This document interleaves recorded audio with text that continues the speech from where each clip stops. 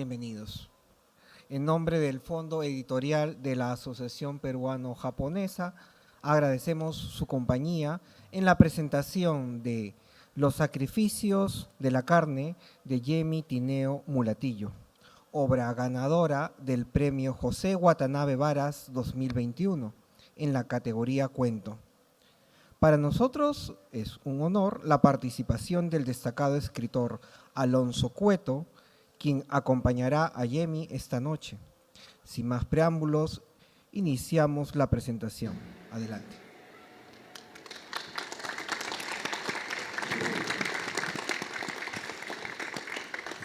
Bueno, hola, buenas noches a todos. Muchas gracias a todos por su presencia. También quiero agradecer de una manera especial a la Asociación Peruano-Japonesa, que tiene uno de los concursos literarios más antiguos y constantes entre nosotros. Es un gran estímulo, creo yo, para todos los escritores que la asociación mantenga este concurso a lo largo de los años en varios géneros. Y de hecho, este año, como bien saben mis conjurados o cojurados, tuvimos una gran cantidad de libros de cuentos, ¿no? Que postularon al premio. Eso también, ¿no? Así como la asistencia a esta feria, el hecho de que pues, hubiera tantos escritores que presentaron libros a este premio me hace pensar que siempre tendremos historias que contar, tendremos historias que escribir, ¿no? Nuestro país nos da tantos temas para relatos, ¿no? En vista de todos los conflictos que tenemos, siempre hay historias que contar que derivan o vienen de esos conflictos. También quisiera felicitar a Yemi Tineo por Los sacrificios de la carne. Como les digo, fue una elección pues, entre muchísimos postulantes o libros. Este es un libro donde hay un tema común, creo yo, entre los diferentes personajes de las historias. Este tema común es que están siempre viviendo al límite, en el borde de situaciones. Es muy importante en los personajes experiencias radicales en temas, en vivencias, en experiencias ligadas a la religión, ligadas al erotismo, ligadas a la violencia, ¿no? Están siempre al borde de un abismo y se enfrentan a estos sacrificios que los confrontan en situaciones que tienen que ver con su identidad, ¿no? Con su manera de ser. Es un libro narrado con un lenguaje muy sencillo, con una presencia de jóvenes, adolescentes muy marcada,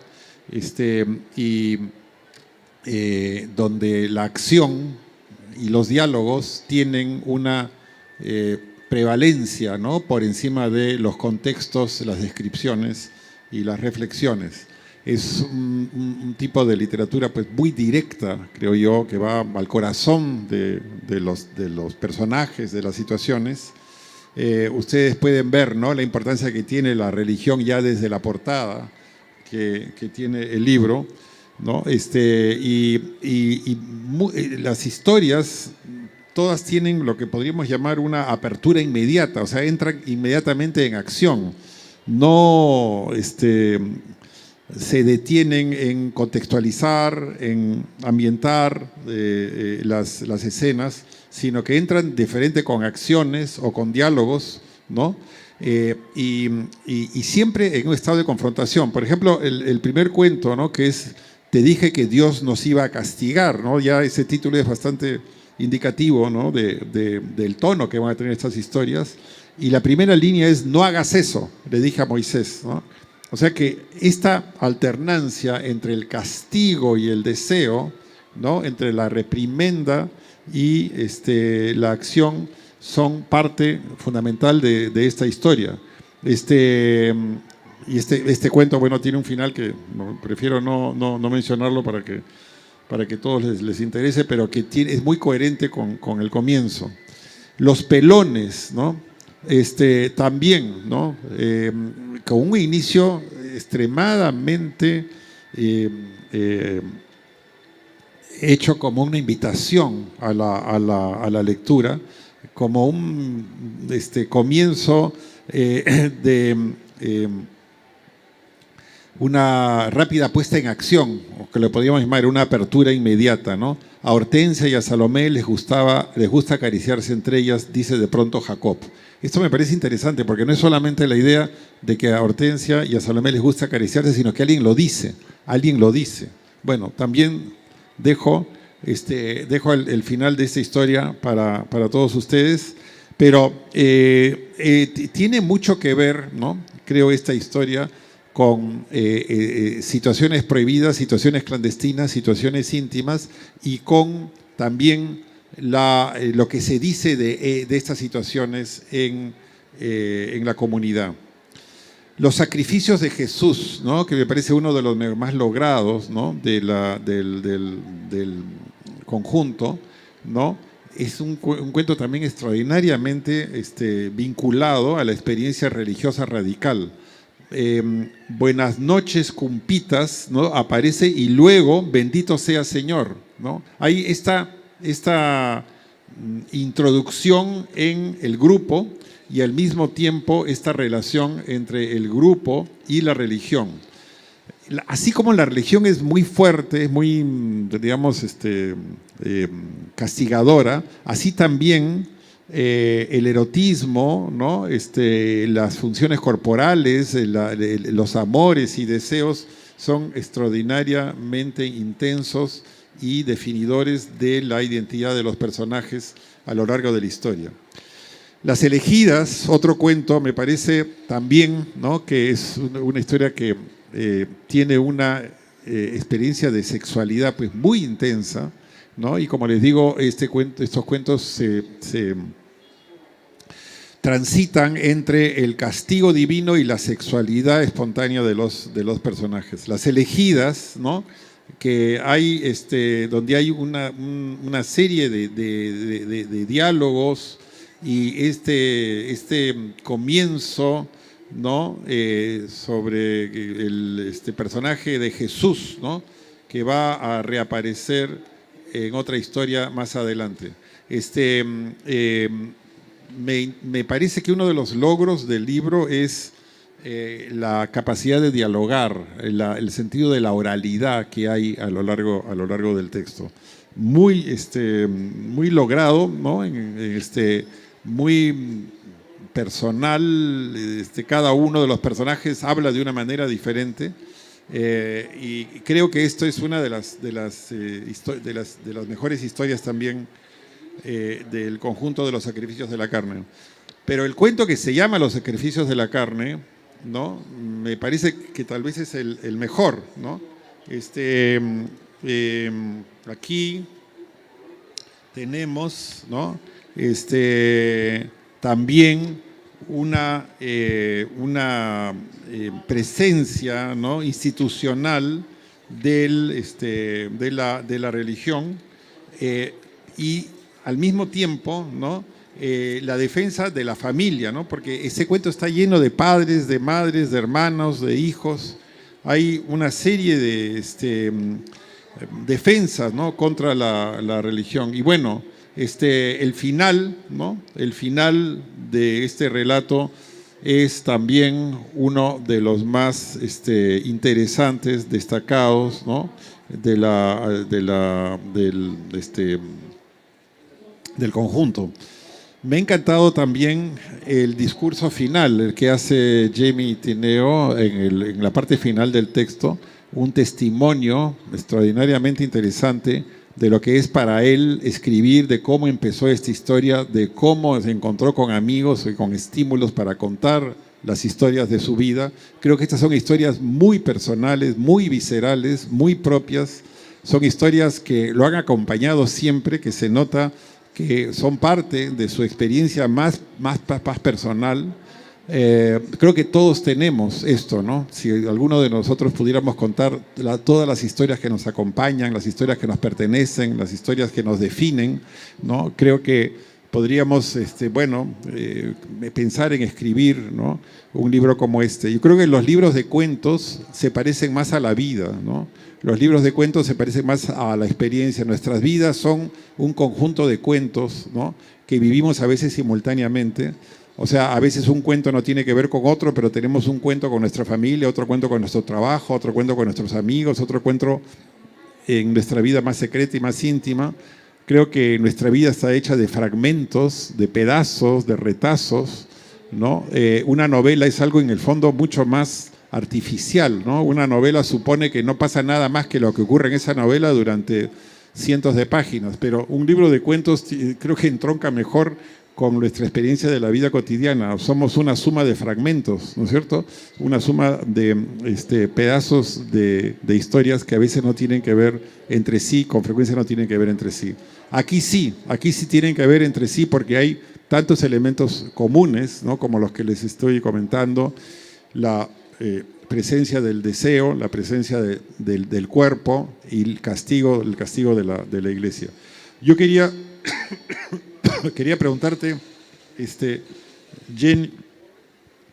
Jenny, ¿cómo es que pensaste en escribir este conjunto de relatos? ¿Cuándo nació? ¿Cómo fue tu inicio? ¿Cómo fue el desarrollo de las historias? Muy buenas noches a todos. Gracias por estar aquí. Miren, en particular yo pienso que nosotros nos pasamos mucho tiempo escribiendo.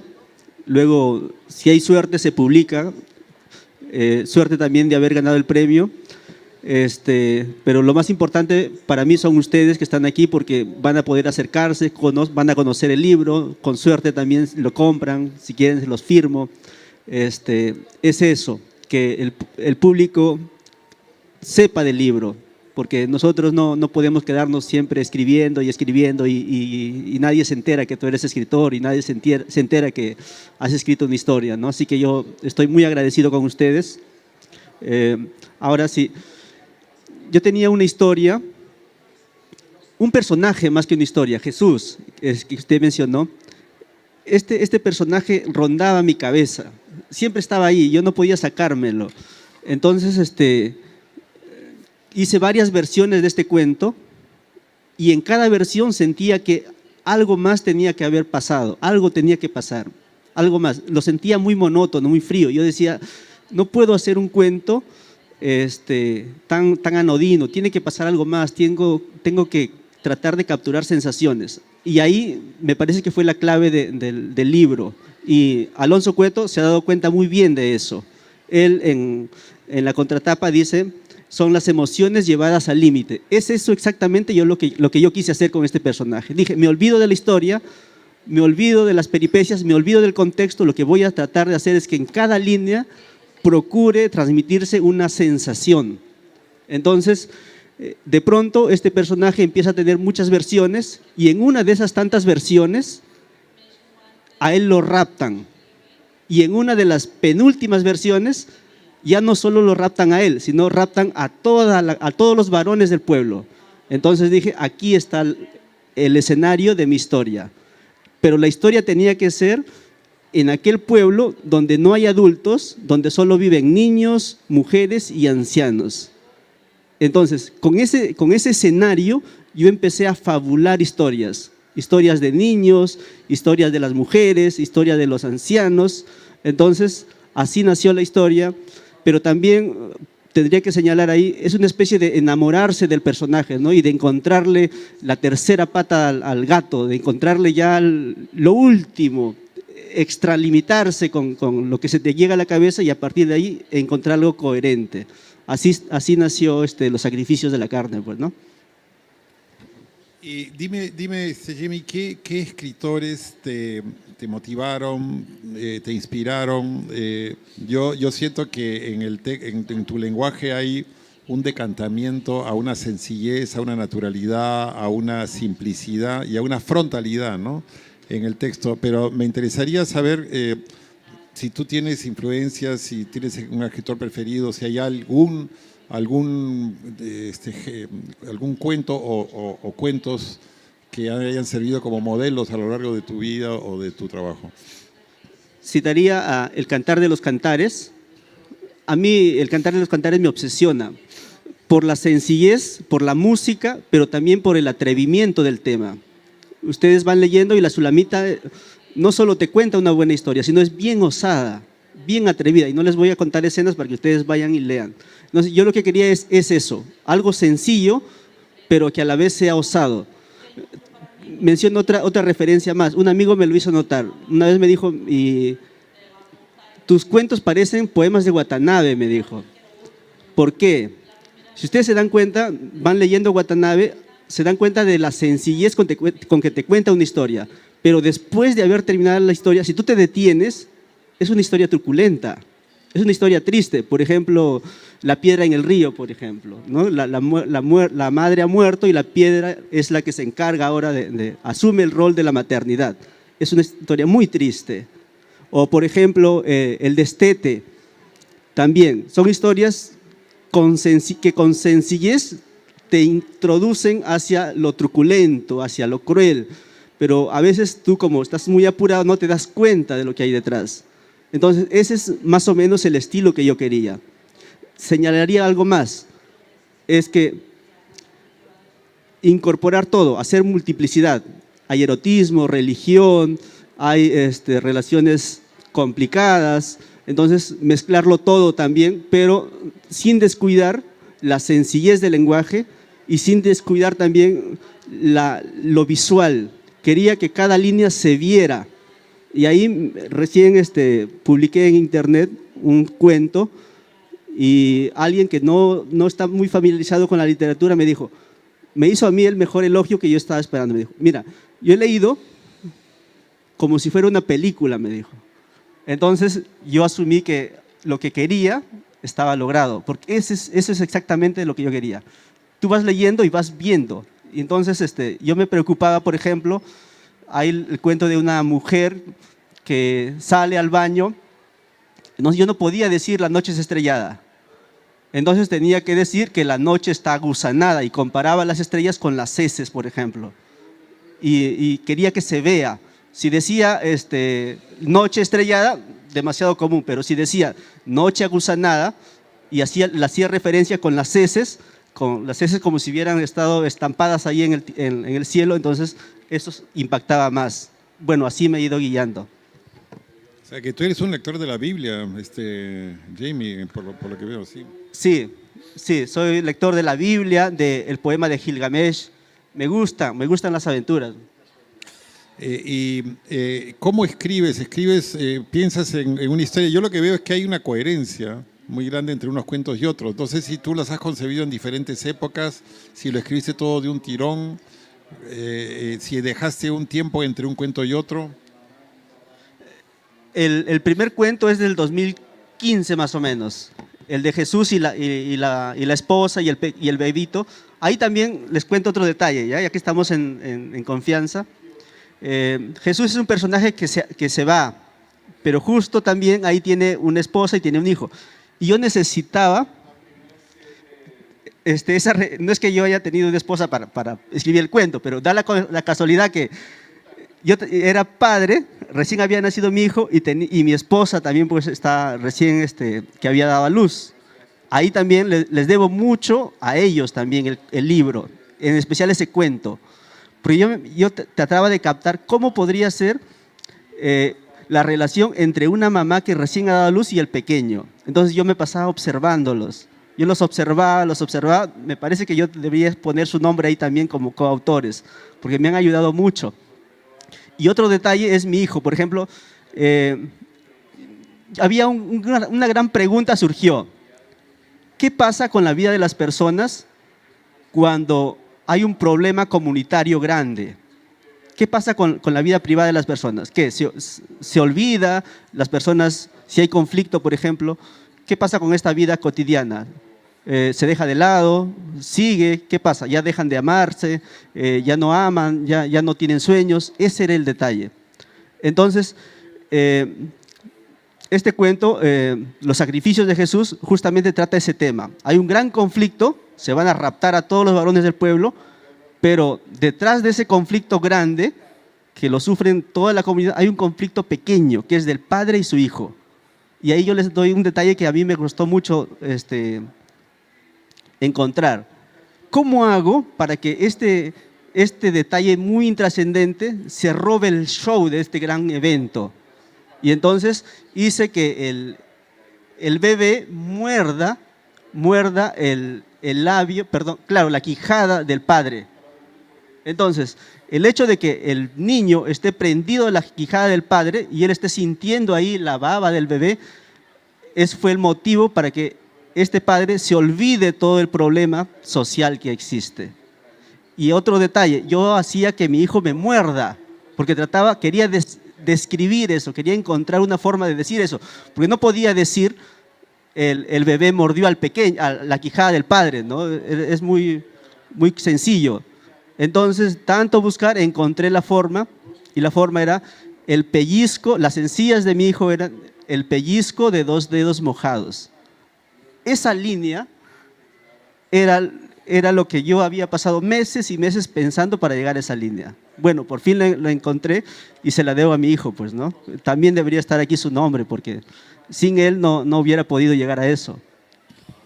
Creo que a lo largo del cuento la familia tiene un papel muy importante. La familia, los amigos y la comunidad tienen un papel muy importante, ¿no? Pero en ese episodio que tú comentas yo veo también que hay un poco un conflicto dentro de la familia, ¿no? La mordedura es en el fondo también un tipo de llamado de atención, ¿no? del niño diciendo que aquí estoy, ¿no? ¿Qué importancia ha tenido la familia para ti como experiencia personal y a la hora de escribir? Miren, a mí lo que me ha dado la familia es desacralizar el ejercicio literario, porque la mayoría piensa que para escribir uno se aísla, se aleja de todo el mundo y uno es un pararrayo de Dios. No, nada que ver. Uno puede prender su máquina y mientras el niño está por ahí jugando, mientras estoy parando la olla, eso también lo digo en el discurso, mientras estoy cocinando algo, preparo algo, mientras me revuelvo por ahí con mi hijo un ratito, se cansa de mí, vengo a escribir y continúo escribiendo. Entonces, para mí la familia me ha dado eso. Me ha hecho quitarme todo eso, ese egocentrismo, ¿no? Que el gran escritor, el pararrayo de Dios, nada que ver. La escritura también puede ser un acto cotidiano, ¿no? Ahí acá hablas de tu abuela, ¿no? En el discurso. Tu abuela es un personaje muy importante. Yo tengo la teoría de que una gran parte de la literatura, de la historia de la literatura, gira alrededor del tema de la familia, que es la gran institución en la que se integran lo privado y lo social o lo público, ¿no? Y aquí tú confiesas, ¿no? Tu relación con tu abuela como un centro, podríamos llamarlo así, de tu familia, y también qué importancia tendría en estas historias tu abuela. Es bastante paradójico. Mi abuela murió cuando yo tenía 8 años, pero era una excelente narradora. Desde que murió, hay un lapso, ¿no? Yo me olvidé de la literatura, me dediqué a vivir en el río, a jugar fútbol, no había nada que ver con la literatura. Pero una vez que acabé el colegio, entonces empecé a trabajar y dije, ¿qué puedo hacer con mi existencia, ¿no? Y me di cuenta que yo no tenía ningún talento. Me gustaba jugar fútbol, pero ya 19 años, 20 años, ya a esa hora no me voy a poner a jugar fútbol, ¿no? Ningún otro talento. Y recordé que mi abuela contaba historia cuando yo tenía 8 años. Entonces, ¿qué tal si me pongo a escribir las historias que contaba mi abuela? Y así fue como empecé a escribir. Y lo primero que tenía a la mano para leer era la Biblia, pues como yo había venido a Lima, había venido de la selva, lo único que me había dado mi mamá era llévate la Biblia, ¿no? Como una especie de libro y también como una especie de amuleto. Entonces empecé a leer la Biblia. Para mí la lectura de la Biblia es una experiencia grandiosa. Está todo ahí. ¿Quieren una novela feminista? Ahí está. Judith. Lean Judith, es una novela feminista. ¿Quieren algo fantástico? ¿Quieren el Apocalipsis? Bueno, Y la abuela me salvó la vida prácticamente, pues, ¿no? No sé, yo estoy de acuerdo contigo. Las historias de la Biblia fueron narradas por grandes escritores, creo yo, por grandes imaginadores. Tienen intriga, suspenso, desenlaces, ambigüedades, ¿no? Hay que pensar solamente en la primera de ellas, en Adán y Eva, que es una historia que cumple con todas las reglas del desarrollo dramático, ¿no? Yo siempre he pensado que la literatura nace el día en que la serpiente entra al paraíso y crea el tiempo, ¿no? Hasta ese momento no existía el tiempo como cambio. Así que efectivamente la Biblia es una gran lectura que además hay que tener en cuenta que tiene una gran calidad como estilo, por lo menos en las traducciones que tenemos. Y fuera de la Biblia, Jamie, ¿qué otras lecturas han sido importantes? Ya Joyce, aunque parezca cliché, Joyce. Joyce me dio el atrevimiento en cuanto a temas. Por ejemplo, claro, en la Biblia está el erotismo, pero en Joyce está lo degradado, ¿no? Las heces. Tienes a Leopoldo Bloom sentado ahí leyendo su periódico en el water, ¿no? Mientras va transitando, tienes por la mente toda la obscenidad que aparece en Leopoldo Bloom. Eso me dio Joyce. Antes yo no lo tenía. Entonces leí Joyce y dije, no. Hay otro detalle en Los Muertos, que es un cuento que pertenece a Dublineses. Yo leí ese cuento y no sabía por dónde va esta historia, me preguntaba. Descubrí que este cuento no te narra una sola historia, te narra varias historias. Cada personaje tiene una pequeñita trama que se va armando en conjunto. Entonces, es una forma de narrar en colectivo. Eso también yo he tratado de hacer acá con Las Elegidas, porque son historias pequeñas que le van ocurriendo a cada personaje y se van moviendo y se van conectando, ¿no? Eso también me di cuenta de Joyce. Los Muertos es una obra de arte, es uno de los relatos más maravillosos que se hayan escrito, creo yo, con ese comienzo donde están las tías y esa reunión en esa cena y el retorno a la casa cuando ella le cuenta que ha estado cantando esa canción en recuerdo de Michael Fury, un hombre que murió por ella, ¿no? Que estuvo esperándola debajo de su ventana, y esas reflexiones finales del protagonista, ¿no? En relación con quién es él, qué papel cumple él en el mundo de su esposa, ¿no? Sí, es una obra de arte. Efectivamente, Los Muertos es para mí una de las historias más entrañables y perfectas, y algunos, como Javier Marías, piensan que Los Muertos es mejor que el Ulises incluso, ¿no?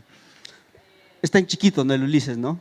Los Muertos es un Ulises en chiquito, porque también está, claro, te va contando una historia, pero también el lector tiene la posibilidad de meterse a la mente de los personajes, que es lo que se hace luego en Ulises, ¿no? Pero de forma más amplia ya.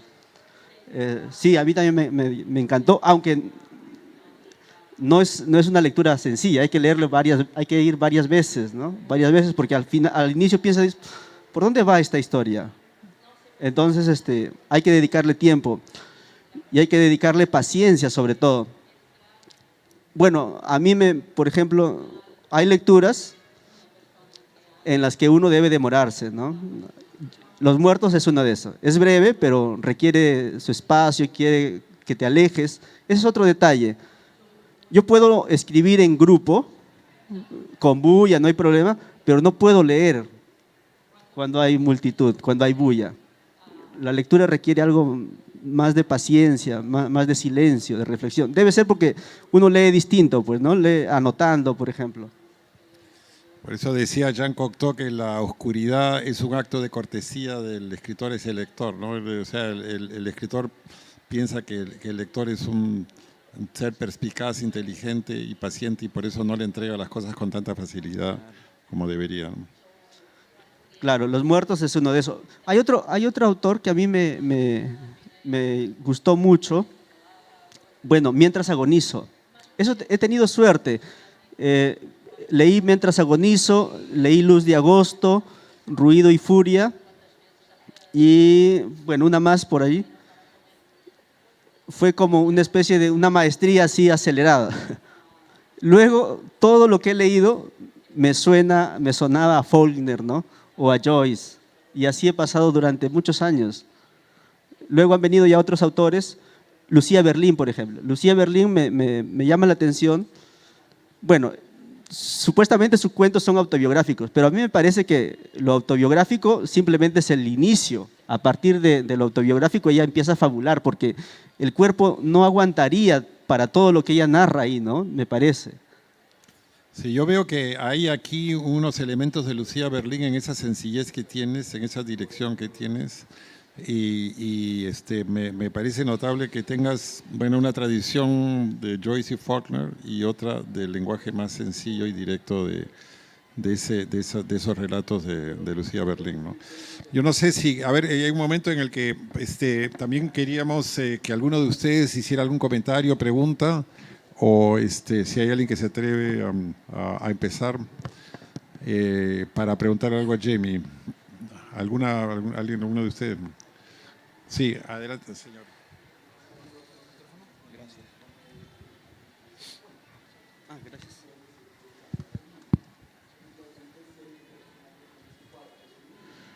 Hola Jamie, ¿qué tal? Yo leí una entrevista, no pude leerla enteramente, pero decías ahí que todo el mundo te decía que no sabías escribir narrativa, cuentos, ¿no? Yo quería saber cómo enfrentaste ese reto de hacer algo que te decían que no podías hacer, porque me pareció bastante interesante esa forma, digamos, de afrontar la literatura en tu caso. Claro, ese es un detalle que lo conté en una entrevista que me hicieron. Es verdad, yo presentaba mis cuentos a mis amigos y todos me decían, no es cuento. Incluso en varios comentarios me decían, no, esto no es cuento. Bueno, como tanto me decían que no es cuento, que yo asumí que no sabía escribir cuentos, entonces me dediqué a escribir historias. Y cuando me dije, yo pienso en historias, entonces voy a usar otros recursos que supuestamente no son del cuento. Uno de ellos es el guión cinematográfico, por ejemplo. O sea, escribir a partir de lo que se puede ver, lo que se puede tocar. Entonces empecé a meter elementos que no son del cuento. Otro detalle que también empecé a incorporar es el diálogo.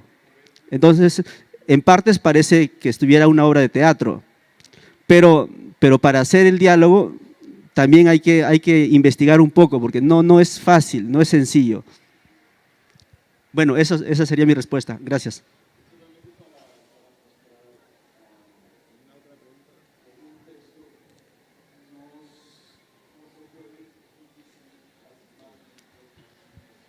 Yo creo que a veces a algunos alumnos en los talleres me han preguntado no están seguros de escribir bien y que por eso dudan, ¿no? Y entonces yo siempre les he dicho que esa es una pregunta inútil, porque lo importante no es si uno piensa que escribe bien o mal, ya que nunca en realidad lo vamos a saber. Thomas Mann, incluso después de ganar el premio Nobel, tiene un ingreso en su diario diciendo no estoy seguro de ser un buen escritor, ¿no? Creo que parte de la grandeza de un escritor es su duda sobre si es un buen escritor. Pero yo les digo a los alumnos que en el fondo la pregunta no es esa, sino si es algo que uno quiere hacer por encima de todas las cosas. ¿Quieres ser escritor o quieres escribir?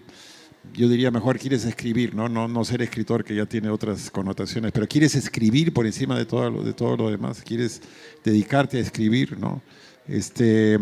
Y eso es, creo, lo fundamental. No sé si, yo creo que tú tienes esa vocación, Jamie, ¿no?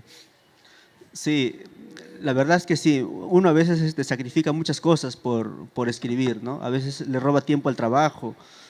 En mi caso, a veces paro amenazado en la lista de los próximos despedidos de la chamba, todo por robarle tiempo a la escritura. Pero bueno, miren, a veces uno piensa que sin escribir quizás la vida sea más sencilla, pero no puedes estar sin escribir. Hay algo ahí que te llama, las historias aparecen, los personajes te carcomen, entonces tú tienes que obligado a sentarte a escribir.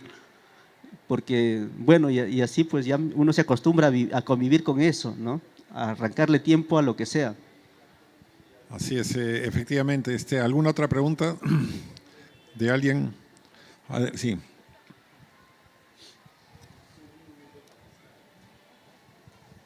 Hola, buenas noches.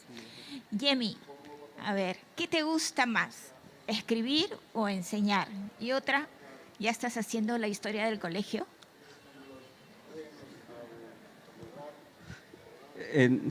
Enseñar.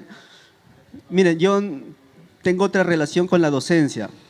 A mí no se me ocurrió hacer otra cosa que profesor. Siempre estuvo en mi mente ser profesor. Luego ya me enteré que existía la carrera de literatura, pero ya era demasiado tarde. Ya pues, ¿qué se puede hacer, no? Entonces, una vez yo andaba con mi tremendo rollo. ¿Para qué soy bueno?, me preguntaba. Y entonces le preguntaba y yo tenía un amigo que está por ahí sentado atrás que me salvó la vida, así que le voy a hacer el homenaje. Le decía, mira, tú arreglas cosas, tocas música, eres filósofo, tenía un montón de oficios, enseñaba. Y yo le preguntaba, yo no sé para qué soy bueno, le decía. Y él me dijo algo que siempre lo voy a acordar. Tú eres profesor y escritor, no jorobes la paciencia. Y entonces yo me quedé con eso. Y a mí eso de ahí me salvó la vida. Si no, yo andaba por ahí sin saber qué hacer, preguntando para qué soy bueno. Pues, ¿no? Muy bien, es bueno tener amigos así que te digan quién eres, porque es mejor que comprar una pastilla y olvidarse del tema, ¿no? ¿Alguna otra pregunta? Sí, acá.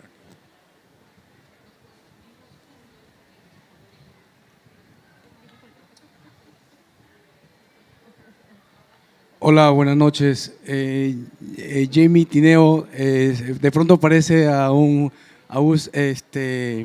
Ricardo Piglia joven, me parece, tiene el parecido físico, ¿no?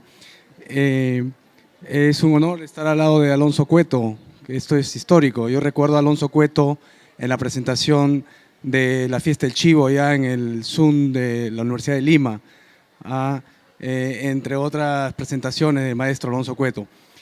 Quisiera preguntar a ambos, ¿cuánto hay de encuentro, cuánto hay de pronto de sorpresa en la escritura? Claro que hay influencia quizá de Faulkner, de la Biblia, de muchos autores que uno lee de pronto, pero ¿cuánto hay en el oficio mismo de la escritura, cuánto hay de sorpresa, de creatividad? Porque se presenta mucho, estamos en la Feria del Libro, es interesantísimo, cada vez aparecen más textos y de pronto todos los textos son interesantes, todos los textos son incluso hasta novedosos, pero ¿cuánto hay de encuentro real, maestro Alonso Cueto? ¿Cuánto hay de avance en el oficio o en la escritura propia, ¿no? ¿Cuánto hay de...? Por ejemplo, yo le preguntaba a Pedro Novoa, que ya falleció, ¿no?, el escritor, ¿cuánto hay de técnica novedosa, por ejemplo? ¿Se puede innovar en técnicas? ¿Se puede crear una nueva técnica? ¿Cuánto hay de... Usted me entiende la pregunta, ¿cuánto hay de posibilidad creativa superior en una creación de pronto? Bueno, muy interesante esta pregunta. Muchas veces se piensa que viene un nuevo movimiento, eso se ha pensado a lo largo de la historia. Viene la vanguardia y dice, ahora vamos a escribir todos así, y se acabó el realismo y se acabó el romanticismo, ¿no? Y luego viene el Nouveau Roman, ¿no?, en Francia, y dice, bueno, ahora vamos a escribir todos así, sin argumentos, sin conflicto, mostrando cómo son los personajes, y esto va a ser la nueva novela, y se acabó todo lo anterior. Nada de eso funciona. Todo lo que está de moda, precisamente por esa misma razón, pasa de moda, ¿no? Puede dejar una huella, puede dejar una cierta influencia, pero ningún movimiento funda o refunda la literatura. Entonces, no hay en la literatura, a diferencia de lo que es en la ciencia, no hay progreso. O sea, el arte renacentista puede ser mejor que el arte del siglo XVIII, ¿no? No funciona así, ¿no? Entonces, uno, digamos, frente a esto, ¿qué cosa es lo único que puede hacer, creo yo? bueno, ser fiel a uno mismo, ser fiel a sus raíces, ser fiel a lo más profundo, ¿no?, que tiene de uno mismo, y sentarse a escribir en una conexión directa con el inconsciente, con las fuerzas ocultas, con las fuerzas secretas, porque lograr eso supone lanzar un mensaje, ¿no?, un texto, unos personajes, unas situaciones, unas frases que vengan de lo esencial de uno mismo para apelar a lo esencial de los lectores. Por eso es que creo que la literatura es la forma de comunicación más profunda que hay, ¿no?, porque apela a lo más secreto, oculto y verdadero de un escritor, para tratar de tener una reverberación en lo más secreto, profundo y verdadero de un lector.